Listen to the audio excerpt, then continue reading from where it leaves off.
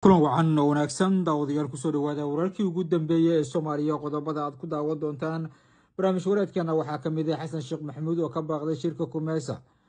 cilaaqaadka Soomaaliya iyo Nairobi oo aad u sii xumaanaya muwaadiniin Soomaaliya oo laga soo celiyay dalka dibaddiisa dowladuna lacag ku qaadatay ayaa soo gaaray magaalada Muqdisho wararkii ugu dambeeyay kiiskii argagaxa lahaa ee hooyooyinka Soomaaliyeed lagu dilay gobolka Galgaduud waxaad kaloo barnaamijkeena ku daawan doontaan Axmed Madoobe oo digniin culus ka soo saaray qorshaha maamulka dowladda federaalka ee Soomaaliya ay ka wado gobolka Gado ee lagu sameynayo New Jubbaland Puntland oo difaacday heshiis dhaliyay buuq siyaasadeed oo ka taagan deegaanada Puntland waxaad kaloo barnaamijkeena ku daawan doontaan inta uu hawada ku jiro Burkina Faso oo diiday qorshe uu wada Mareykanka maxaa ka socda xadka labada wadan ee Itoobiya iyo sidoo kale Eritrea oo arrimahoodu aad u culus yihiin wadan Yurub ka mid ah oo ciidan qarsoodi ah uu ka joogo Soomaaliya iyo wadankaasi oo ay ku sigan tahay xaaladoodu in ay dowladii wadankaasi iyo xukuumadoodu dhacdo qodobadaasi iyo qodobo kale ayaad ku daawan doontaan barnaamijka ee ku soo dhawaada isagoo faahfaahsan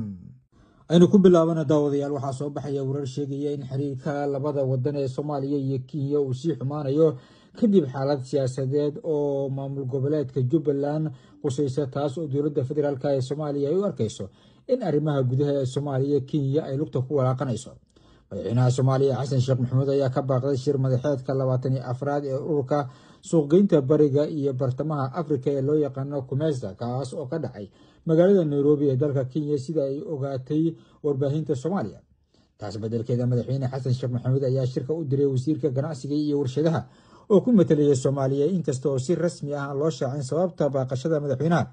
haddana arrinta ayaa timid maalmo kadib markii ay fashilmeen wadahadaladii u dhexeeyay dowladda federaalka ee Soomaaliya iyo dowlad goboleedka Jubbaland kaas oo ka dhacay magaalada Kismaayo ayna si weyn u dhexaadinaysay dowladda Kenya ilaa lagu kalsoon yahay oo ka yimid fila Soomaaliya ayaa waxa ay xaqiijinayaan in madaxweynaha Soomaaliya uu tuhun weyn ka qabo halka uu gaarsiisan yahay xiriirka ay Kenya iyo Soomaaliya leeyihiin iyo inay ka go'an tahay in Soomaaliya ay noqoto wadan isku filan oo lugihiisa ku taagan madaxweyne Xasan Sheekh Maxamuud ayaa fahamsan in Kenya ay doonayso in Axmed Madoobe ay ku hayso Jubbaland isla markaana aan la bedelin waxayna geed gaaban iyo geed dheerba u fuuli doontaa sidii uu halkaasi kusii joogi lahaa wadahadalada u dhexeeyay Soomaaliya madaxda ugu sareysay iyo Axmed Madoobe ayaa waxa wada dowladda Kenya gaar ahaan agaasimaha sirdoonka ee wadanka Kenya waxaana madaxweyne Xasan Sheekh Maxamuud shirka intii uu socday dhadhansaday in dowladda Kenya ay ka go'an tahay in Axmed Madoobe halkaasi uu joogo ama la qaato dalabaadkiisa ee ah in marnaba aysan Axmed Madoobe halkaasi ka wareegin waxaana Kenya ka go'an in Axmed Madoobe dalabaadkiisa ah in asagu uu madaxweyne yahay dowladda federaalka ee Soomaaliya ay ka qaadato isla markaana aysan diyaar u ahayn Kenya in doorashadii lagu laabto Xasan Sheekh Maxamuud ayaa waxaa la sheegayaa in arrintaas uu aad uga carooday wuxuuna arkay wadanka Kenya inuu yahay wadan aan ka shaqaynayn maslaxadda Soomaaliyeed isla markaana uu yahay mid dibandaabiyo ka haya ummadda Soomaaliyeed taas ayaana keentay inuu ka gaabsado arrimaha Kenya iyo sidoo kale inuu tago wadankaasi Kenya warar cusub ayaa waxay ka soo bixeen dil argagax leh oo gobolka Galgaduud ka dhacay habeen la soo dhaafay waxaana la sheegayaa in gacanta lagu soo dhigay dadka cawaanta ahaa ee dilay haween Soomaaliyeed hooyo gabadheeda iyo gabar kale ay sii dhashay ciidamada ammaanka ee ka howlgala dowlad goboleedka Galmudug ayaa gacanta ku soo dhigay laba ka mid ah saddex eedaysane oo lagu toonsan yahay in ay deegaanka Qaayib ee gobolka Galgaduud ee hoostaga baxdo ay ku dileen haweeney iyo sidoo kale carruur ay dhashay howlgalkan ayaa la sheegay inuu socday ku dhawaad 24 saacadood isla markaana uu ahaa mid si gaar ah loo beegsaday dadka laga shakisan yahay falalka argagaxa leh ee halkaasi ka dhacay saraakiisha hogaaminaysa howlgalka ayaa sheegay in ciidamadu ay heleen xog muhiim ah oo horseedaysay qabashada eedeysanaha isla markaana la tilmaamay in ay kaashanayeen dad deegaanka oo u soo gudbiyay macluumaad sir ah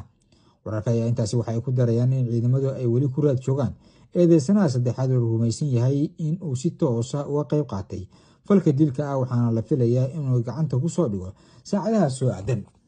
falkan dilka ah ee hooyada iyo ilmaheeda lagu dilay ayaa wuxuu noqday mid dadka Soomaaliyeed inta badan ay ka dhaxaan gaar ahaan kuwa Galmudug oo sheegay inay tahay mid aan la aqbali karin muhiimna ay tahay in la soo qabto dadkaasi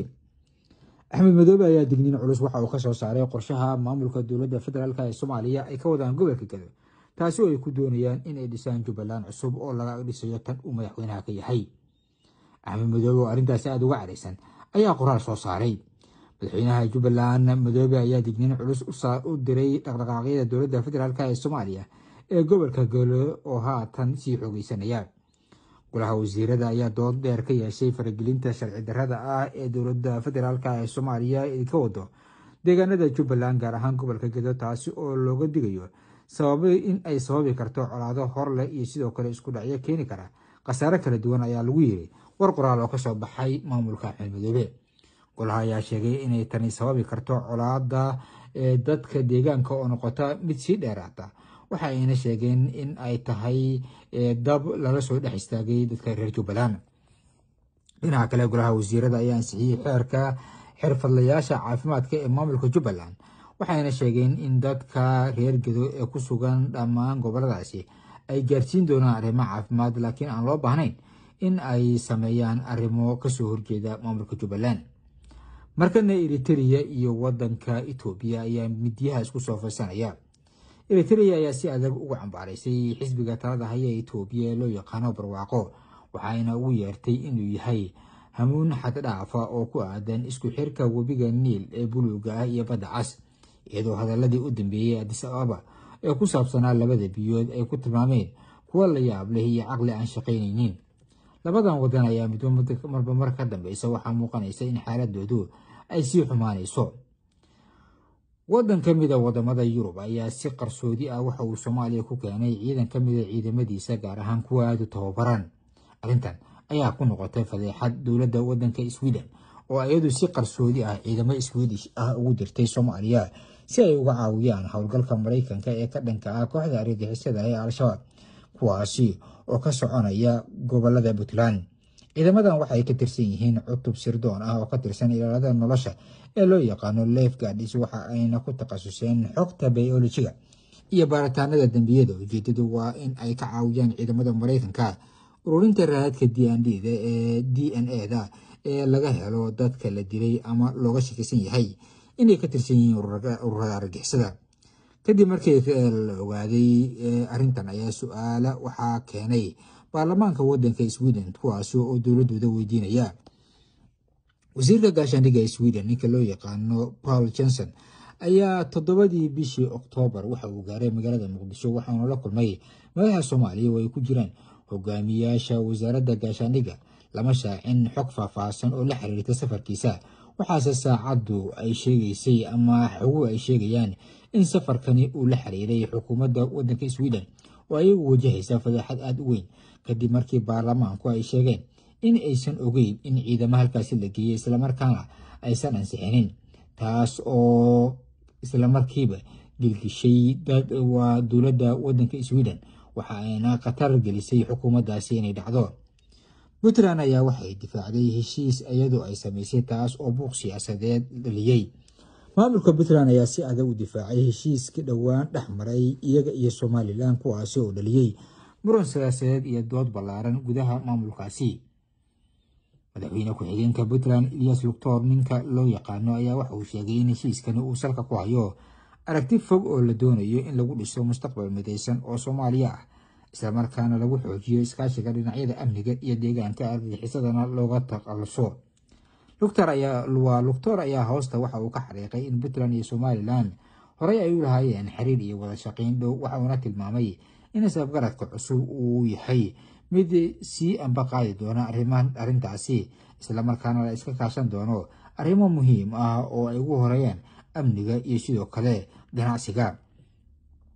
ceergaabo waa tusaale cad oo muujinaya wada shaqaynta nabadda dhalin karta haddii soomaaliya ay rabto midnimo iyo horumar. waa in la hormariyaa danaha guud, ayuu yidhi luctor oo arrimahaasi ka hadlayay.